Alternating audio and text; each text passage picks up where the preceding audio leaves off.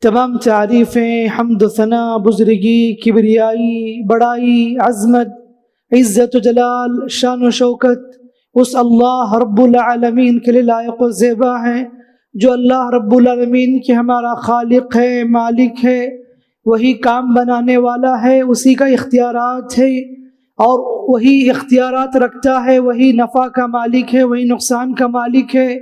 اسی نے ہمارے سامنے مکمل اسلام پیش کیا۔ درود و سلامتی ہو میرے اور آپ کے پیغمبر اسلام رحمت للعالمین سید المرسلین خاتم النبیین امام النبیین محمد رسول اللہ صلی اللہ علیہ وسلم پر، جنہوں نے ہمیں ہر چیز کی طرف رہنمائی فرمائی اور جنت تک پہنچنے کا راستہ بھی ہم کو بتایا۔ معزز اسلامی بھائیوں اور پردہ نشین خواتین اسلام، میں اور آپ بچپن سے جس حدیث کو سنتے ہیں پڑھتے ہیں، وہ حدیث یہ ہے الطہور شطر الایمان، کہ پاکی صفائی آدھا ایمان ہے۔ اسلام کے نزدیک پاکی صفائی کی بڑی اہمیت ہے، اسی لیے اس کو آدھا ایمان قرار دیا کہ انسان جب ناپاک ہے تو مطلب یہ ہے کہ وہ ایمان میں کمزور ہے، جو جتنا زیادہ پاک ہے مطلب یہ کہ اس کا ایمان بھی تازہ ہے، وہ اللہ اور اس کے رسول صلی اللہ علیہ وسلم کے احکامات کے مطابق پاکی صفائی کا لحاظ رکھتا ہے۔ عبادات جتنے بھی ہیں شریعت نے اس چیز کو پاکی صفائی کے ساتھ جوڑ دیا ہے۔ بغیر طہارت کے آپ کی نماز قبول نہیں ہوگی، آپ کی نماز نہیں ہے طہارت کے بغیر، آپ کا حج نہیں ہے طہارت کے بغیر۔ اللہ کے نبی صلی اللہ علیہ وسلم فرماتے ہیں ان اللہ لا يقبل صلاة بغیر طہور، کہ اللہ تبارک و تعالی بغیر طہارت کے نمازوں کو قبول نہیں کرتا۔ طواف کرنا ہے کعبۃ اللہ کا، وضو آپ کو کرنی چاہیے، بے وضو ہو کر آپ طواف نہیں کر سکتے، طواف کے لیے وضو شرط ہے، وضو کے ساتھ ہی آپ کی طواف قبول کی جائے گی۔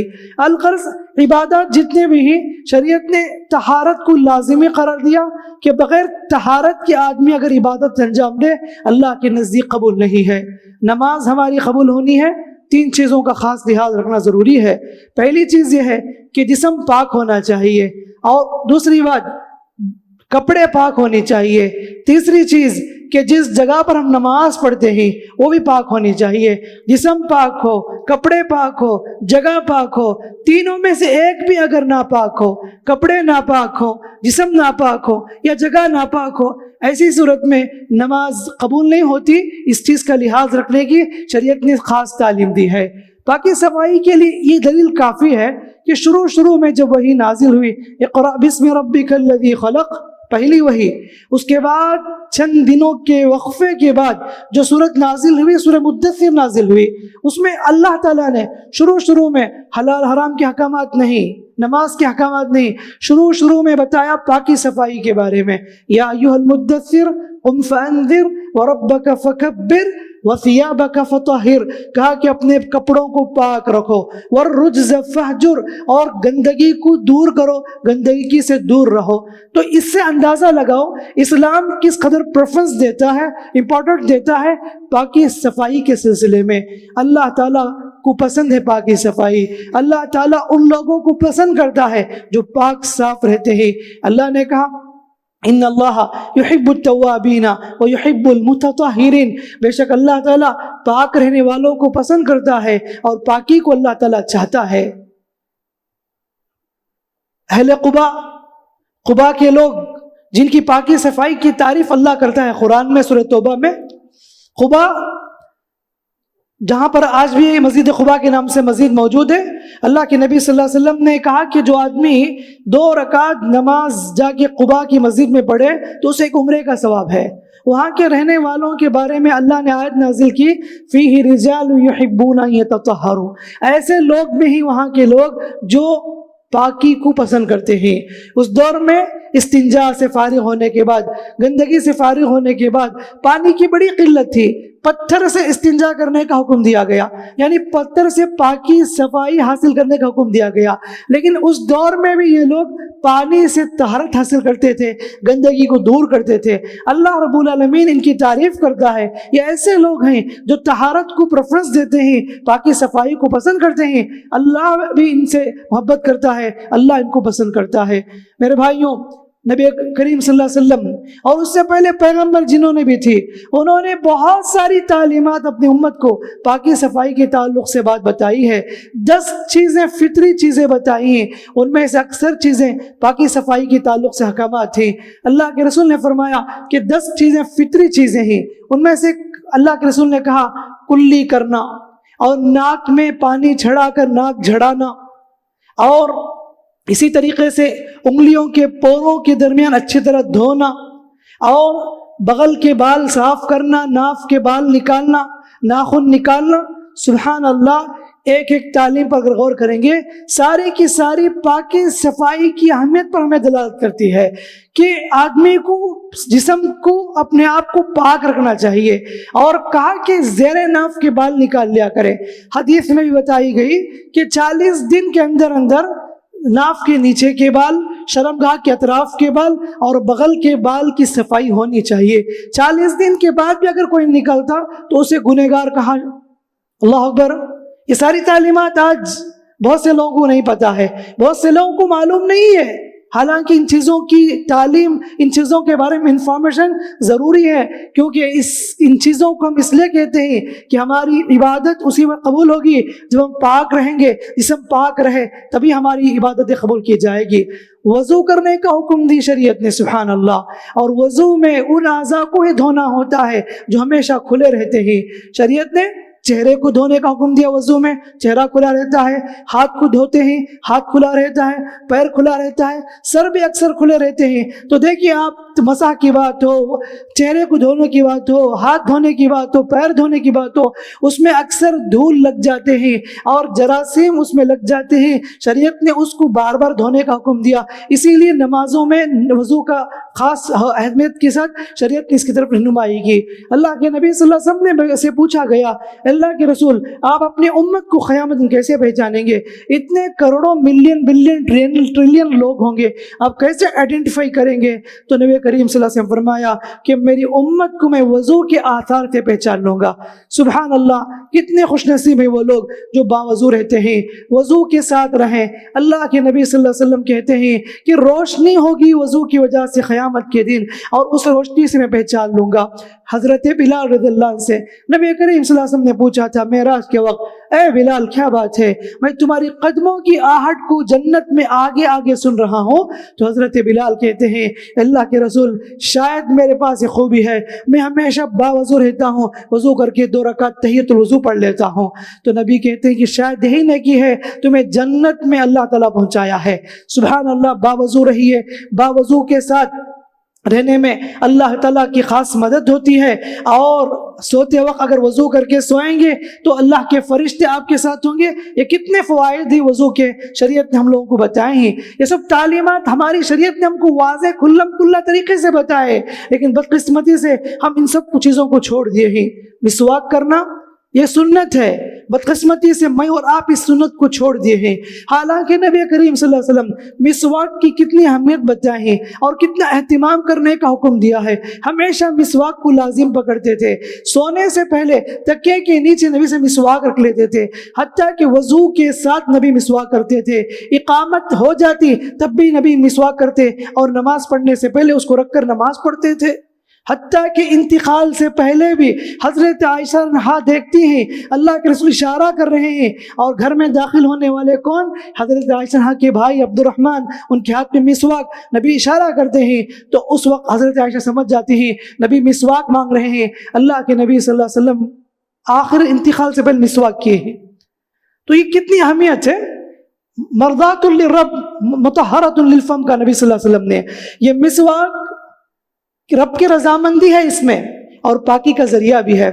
صبح صبح ہم میں سے بہت سے لوگ ایسے ہی کم از کم فجر سے پہلے تو برش کیجئے، مسواک کیجئے، مسجد کو ایسے آ جاتے ہیں، اور منہ میں بدبو ہوتی ہے اور ہم کو اس کا احساس بھی نہیں ہوتا. نمازوں میں کھڑے ہو جاتے ہیں, بازو والوں کتنی تکلیف ہوتی ہے اس کا اندازہ نہیں ہوتا. حالانکہ نبی فرماتے ہیں جن چیزوں سے انسانوں کو تکلیف ہوتی ہے ان چیزوں سے فرشتوں کو بھی تکلیف ہوتی ہے.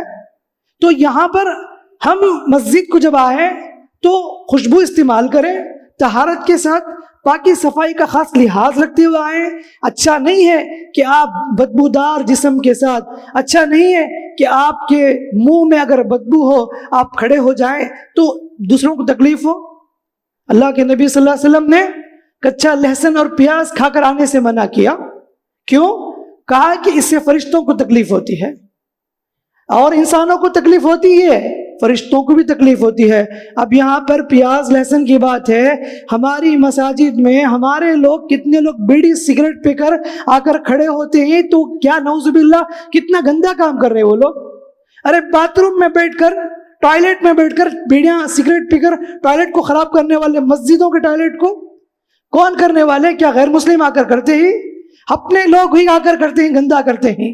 اور اتنی بدبو منہ میں, وہ نماز میں ایسے کھڑے ہوتے ہیں, وہ ساری بدبو کا احساس سارے مصلیوں کو ہوتی ہے. یہ بہت بڑا گناہ کر رہے ہیں, عبادت کے لیے آ رہے ہیں, آ کر گناہ کما کر جا رہے ہیں. غلط ہے میرے بھائیوں. یہ سب چیزیں اسلام ہم کو تعلیم دیتا ہے کہ آپ مہذب بن کر رہیں اور آپ ڈسپلن اپنائیں اور آپ کلینلینس کو فالو کریں. پاکی صفائی آدھا ایمان کا یہ مطلب صرف یہ نہیں کہ آپ زبانی طور پر کہیں, پریکٹیکل لائف میں اس کو کر کے بتائیں. ہم پاک رہیں, ہمارا جسم پاک رہے, ہمارے اطراف و اکناف والے پاک رہیں. یہ خاص اسلام کی تعلیم ہے. جہاں پاکی صفائی کی اہمیت ہے, اسی طریقے سے گندگی سے دور رہنے اور گندگی پھیلانے والوں کے لیے گناہ ہے. یہ بھی اللہ کے رسول نے ڈرایا ہے. کہا کہ اتقوا اللاعنین, کہا کہ دو جگہوں سے, لعنت کی جگہوں سے بچو. کہا کہ وہ شخص جو لوگوں کی گزرنے کے راستے میں گندگی پھیلاتا ہے وہ لعنت کا مستحق ہے. اور وہ جگہ جہاں پر لوگ سائے میں کھڑے ہوتے ہیں درخت کے نیچے, یہاں یا بستان ہو, یہاں جہاں بھی لوگ بیٹھنے کی جگہ ہے, لوگ وہاں پر سایہ لیتے ہیں, اس جگہ پر بھی اگر گندا کرتے ہیں لعنت کے مستحق ہے. مطلب یہ ہے ہم نے گندگی پھیلائی, راستے میں محلے میں گزرنے والوں کو تکلیف ہوتی ہے, اگر اس کے دل سے بددعا نکل جائے تو بددعا وہ بھی لگ جاتی ہے. اللہ حفاظت کرے. کچھ بھی احساس نہیں اس بات کا. گلی کو گندا کرنا, محلے کو گندا کرنا, کچھ اس کا احساس بھی نہیں ہے. ہماری گلی کی پہچان گندگی سے ہوتی ہے. جہاں بھی کچرے ہوں سمجھ لیتے ہیں مسلمانوں کا محلہ ہے, جہاں بھی گندگی ہو سمجھ لیتے ہیں کہ یہاں پر مسلمان رہتے ہیں, بستے ہیں. وہی نان مسلم کی گلیوں کو دیکھو, اس ایریا کو جا کر دیکھو, کتنا وہ پاک رکھتے ہیں. ہر عورت, ہر مرد اپنے اپنے گھر کے سامنے کم از کم صفائی کا تو لحاظ رکھتا ہے. یہاں ہفتے ہفتے گزر جاتے ہیں, کچرے وغیرہ نہیں اٹھاتے. اور ہمارے محلے کے جو بھی ہو, کونسلر ہو, جو بھی ہو, ان کو بار بار بولنا پڑتا ہے اس طرح گندگی کو اٹھانے کے لیے. میرے بھائیوں, آپ کی گلی کو آپ پاک رکھیں, کم از کم آپ کے گھر کے سامنے تو آپ پاک رکھیں. یہ ہماری مسلمان محلوں کی علامت بن چکی ہے. جبکہ ابتدا سے لے کر آخر تک شریعت نے پاکی صفائی کے بارے میں خاص حکم دیا, خاص تاکید کی. اور پاکی صفائی میں غسل کا بھی حکم دیا کہ بہت سے لوگ ایسے ہوتے تھے نبی کے زمانے میں کہ باغ سے کھیتی باڑی کر کے پسینے کے ساتھ مسجد میں آ جایا کرتے تھے. اللہ کے رسول صلی اللہ علیہ وسلم نے کہا کہ نہیں, مناسب نہیں ہے کہ مسجد آئے ہو پاک صاف ہو کر آؤ, جسم کو پاک رکھو. کہا کہ منیمم ویکلی 1 ڈے تو آپ کو غسل کرنا ہے. اس سے بڑھ کر آپ 2 مرتبہ 3 مرتبہ یا ہر دن بھی نہاتے ہیں تو الحمدللہ. لیکن شریعت نے کہا کہ کم از کم جمعہ کے دن تو غسل کا اہتمام کرو تاکہ دوسروں کو آپ کی طرف سے تکلیف نہ ہو. تو لہٰذا مسجد آتے ہوئے اچھے کپڑے پہننا, خوشبو استعمال کرنا اور جسم کو پاک صاف رکھ کر آنا, یہ حکم ہے. ہم کمپنی کو جاتے ہیں اور یا کہیں ٹریولنگ کرتے ہیں یا شادی میں جاتے ہیں, کتنا سورتے ہیں, کتنا اپنے آپ کو ہینڈسم دکھاتے ہیں. لیکن وہی مسجد کو آتے ہیں تو اتنے پرانے کپڑے, پھٹے کپڑے, صبح رات بھر سوئے رہے, اسی کپڑے میں آ کر نماز پڑھنے لگے. کیا پتا کہ پیشاب کے خطرے ہو گئے ہوں, کیا پتا کہ گندا ہو گئے ہوں. اللہ کہتا ہے کہ خذوا زینتکم عند کل مسجد. مسجد کو آتے ہو اپنے آپ کو سوارو, اپنے آپ کو خوبصورت بناؤ. اللہ کے نبی صلی اللہ علیہ وسلم کیسے مسجد, یہ بھی تو سنت ہے. نبی آتے تھے مسجد کو سبحان اللہ سور کر آتے تھے، خوشبو استعمال کرتے، اچھے سے اچھے کپڑے مصلی پہ آتے تھے. تو مصلیوں کو بھی چاہیے کہ مسجد آتے ہوئے اس کا لحاظ رکھیں تاکہ ہمارے جسم سے خوشبو ہو اور مصلیوں کو کوئی تکلیف نہ ہو. یہ سب اسلام کی خاص تعلیمات ہیں. نماز کو آتے ہوئے ہم پاکی صفائی کا خاص لحاظ رکھیں. اچھا نہیں کہ ہماری طرف دوسروں کو تکلیف پہنچے. محلے کو پاک رکھیں میرے بھائیوں، اپنے گھروں کو پاک رکھیں. صبح سے شام تک کتنے گھرانے ایسے ہیں جہاں پر کتنے گندگی پھیلائے جاتے ہیں. آپ کو معلوم ہونا چاہیے کہ جہاں گندگی ہو شیاطین کا بسیرا بھی وہاں زیادہ ہوتا ہے، اور آپ جتنا گندا رکھیں گے اپنے گھر کو اتنے آپ کے گھر میں شیاطین کا بسیرا ہوگا. تو آپ اپنے گھر کو پاک رکھیں، صاف رکھیں. بستر جو سوتے ہیں وہی بستر پڑے رہتا ہے، دوپہر تک بھی اٹھانے کی توفیق نہیں ہوتی. اپنے بچوں کو چھوٹے ہی سے پاکی صفائی کی تعلیم دیں، اور آپ دلائیں گے، آپ کو ہی دینا ہے تعلیم. ماں اپنے بچوں کو سکھائے گی کہ پاکی صفائی کیسے حاصل کرنی ہے اور پاک صاف کیسے رکھنا ہے. شروع ہی سے اگر آپ ساری چیزیں، بستر کیسے رکھنا ہے اور کیسے جھاڑو دینا ہے، یہ بچوں کو بچپن ہی سے بتائیں گے نا، بچے بھی ویسے ہی فالو کرتے پاکی صفائی اپنائیں گے. لیکن ایسا ماحول، ایسا محلہ، ایسا خاندان، ایسا گھرانہ جو گندگی میں پلے ہوں تو ان کو کچھ بھی احساس نہیں ہوتا، پاکی اور ناپاکی میں کوئی فرق نہیں پڑتا. تو میں کہنا یہ چاہوں گا اپنے آپ کو بدلیں. یہی رفتار بے ڈھنگی جو پہلے تھی اب بھی ہے، اسی سے ہماری زندگی گزر رہی ہے. اسی گندی جگہ میں ہم رہتے ہیں، اسی ناپاکی کو محلے میں گلیوں میں پھیلاتے ہیں. کچھ بھی احساس نہیں، کسی کو بھی احساس نہیں اس بات کا. اور اس کا الٹا بیماریاں، وبائیں ہمارے گھروں میں داخل ہو جاتی ہیں، بچے بیمار ہو جاتے ہیں. گندگی پھیلا، حالانکہ ہمیں ریزن نہیں معلوم ہوتا، ہم لوگ پھیلاتے گندگی اور گھر میں پورے بیمار. ڈینگو یا ملیریا، کیا کیا بیماریاں ہیں. جتنی گندگی پھیلائیں گے اتنی بیماریاں آئیں گی. جتنے پاک و صاف رہیں گے آپ، اتنی آپ کی زندگی صحت مند زندگی ہوگی. گندا پانی اور گندا ماحول اور گندا محلہ، گندا گھر، دہلیز گندا، ساری چیزیں گندگی ہو تو بیماری آئیں گی. دیکھیے آج کل کتنی بیماری، وائرل فیور پھیل رہی ہے. ایک ریزن اہم کیا ہے؟ گندگی کی وجہ سے ہے. ہسپتالات بھرے پڑے ہیں مریضوں سے. کیوں؟ گندگی اتنی پھیلائی گئی ہے. ہوا میں بھی وہ صفائی نہیں، وہ ہوا کی پولیوشن کی وجہ سے ہمیں صاف اور شفاف ہوا بھی میسر نہیں، اور اس ایسی گندی ہوا کو ہم سونگھتے ہیں تو نتیجے میں بیمار ہو جاتے ہیں. سبحان اللہ، شریعت نے ہم لوگوں کو کتنی خاص تعلیم دی ہے. اور یہ بیماری کا اہم ریزن ہاتھ بھی ہے. اسی لیے شریعت نے وضو کا حکم دیا، کھانے سے پہلے ہاتھ دھونے کا حکم دیا، اور جب بھی گھر میں داخل ہو ہاتھ دھونے کی تعلیم اسلام کی 1400 سال پہلے تعلیم ہے. اب ہم لوگ اس ایڈورٹائز سے، صابن کے اور ہینڈ واش سے اتنے متاثر ہوئے. جیسے کورونا پھیلا تھا اس وقت جگہ جگہ پر بینر لگائے گئے، حکومت کی طرف سے گائیڈ لائنس جاری کیا گیا، ہاتھ دھونا ہے اور اچھی طرح رگڑنا ہے. یہ تو ہمارے محمد رسول اللہ صلی اللہ علیہ وسلم نے 1400 سال پہلے ہم کو بتا دیا. وضو کرتے ہوئے اچھی طرح خلال کرو، اچھی طرح پوروں کے درمیان رگڑ کر دھویا کرو. یہ سب چیزیں، اس کے اندر جراثیم وغیرہ جمع ہو جاتے ہیں، یہ سب تعلیمات دی گئی ہے. تو ہم نبی کریم صلی اللہ علیہ وسلم کی تعلیمات سے کتنے ناواقف ہیں. دیکھیے وہی جب دوسرا شخص کہتا ہے اسے غور سے سنتے ہیں اور اسے دل لگا کر سنتے ہیں. محمد رسول اللہ صلی اللہ علیہ وسلم کی ایک ایک تعلیم پر اگر ہم عمل کریں گے، زندگی میں ہر قسم کی وباؤں سے، شر سے، بیماریوں سے، مصیبتوں سے ہم بچ جائیں گے. اسی طرح میرے بھائیوں، پاکی صفائی کی جہاں شریعت نے تعلیم دی، بہت سے لوگ ایسے ہیں پاکی صفائی کے نام سے غلو بھی کر جاتے ہیں. غلو کرنا یعنی ہر چیز میں پاکی صفائی کے نام سے اتنا غلو، یہاں تک کہ وہ شک میں مبتلا ہو جاتے ہیں. دھونے کے باوجود بھی بار بار دھوتے ہیں. بیوی کھانا بنا کر رکھ دی تو شک پیدا ہوتا ہے، پتہ نہیں پانی پاک تھا یا نہیں. پلیٹ کو نظروں کے سامنے اچھی طرح دھو کر رکھتے ہیں تو وسوسہ کہ یہ پلیٹ صحیح طریقے سے دھوئے یا نہیں، پھر دھوتے ہیں. ایسی بیماری ہے، اسے وسوسہ کی بیماری ہے، اس کے لیے کوئی دوا نہیں. آدمی خود اپنے آپ پہچانے تو اسے نکل سکتا ہے. اور ایسی بیماری میں اگر مبتلا ہو جائے تو بڑھاپا بہت تکلیف دہ ہوتی ہے.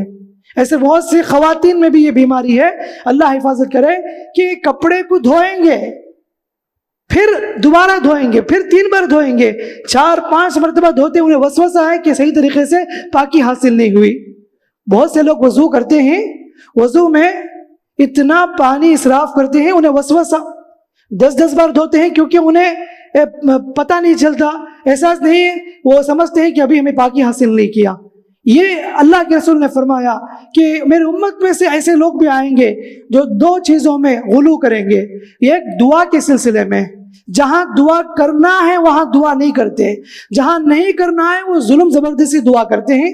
تو اللہ کے نبی فرماتے آخری دور میں ایسے لوگ پیدا ہوں گے جو دعا کے سلسلے میں اوور غلو کریں گے، اور کہا کہ پاکی صفائی کے سلسلے میں دوسرے قسم کے لوگ پاکی صفائی کے سلسلے میں بہت سے لوگ غلو سے کام لیں گے۔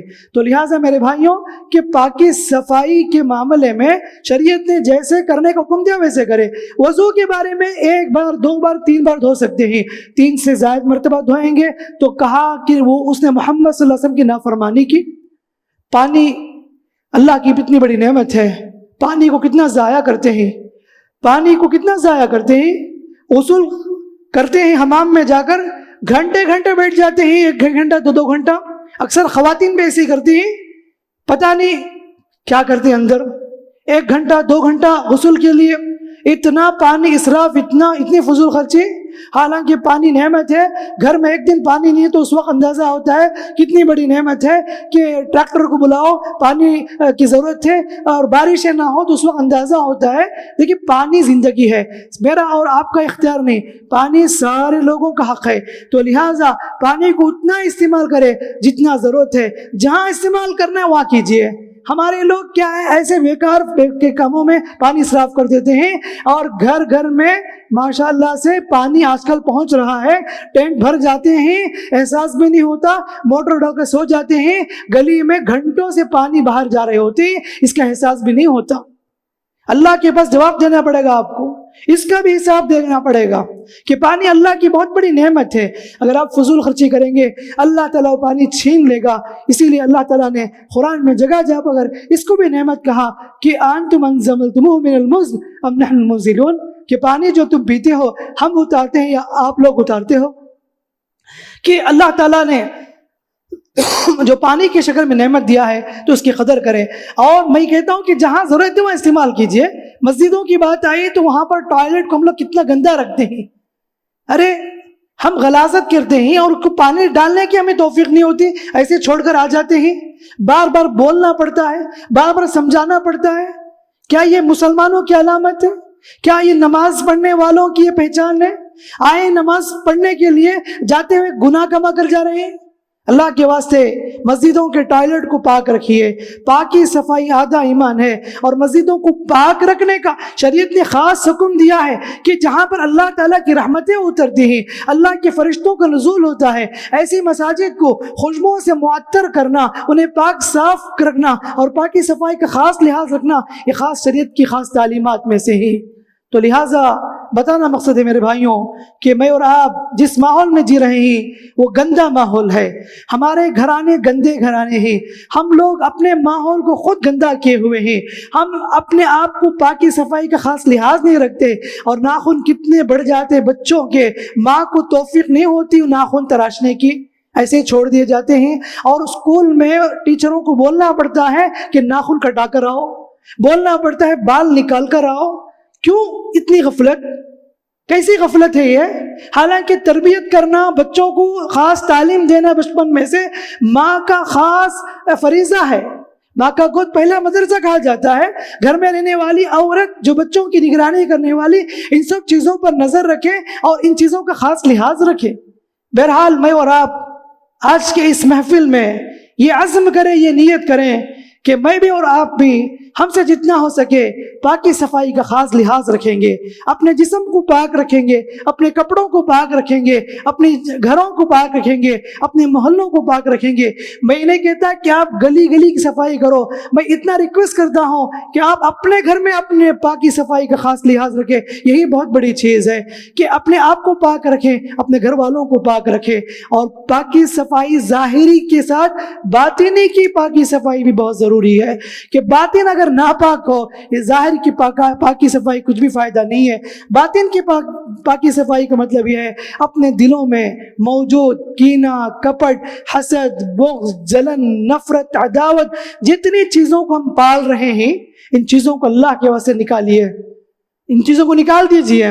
آج ہم لوگ کتنا پالتے ہیں انا کو، حسد کو، شرک اور بدعت، خرافات کی محبت کو، کتنا ہم دل میں جگہ دیتے ہیں، اور ایک دوسرے سے دشمنی کتنی زیادہ۔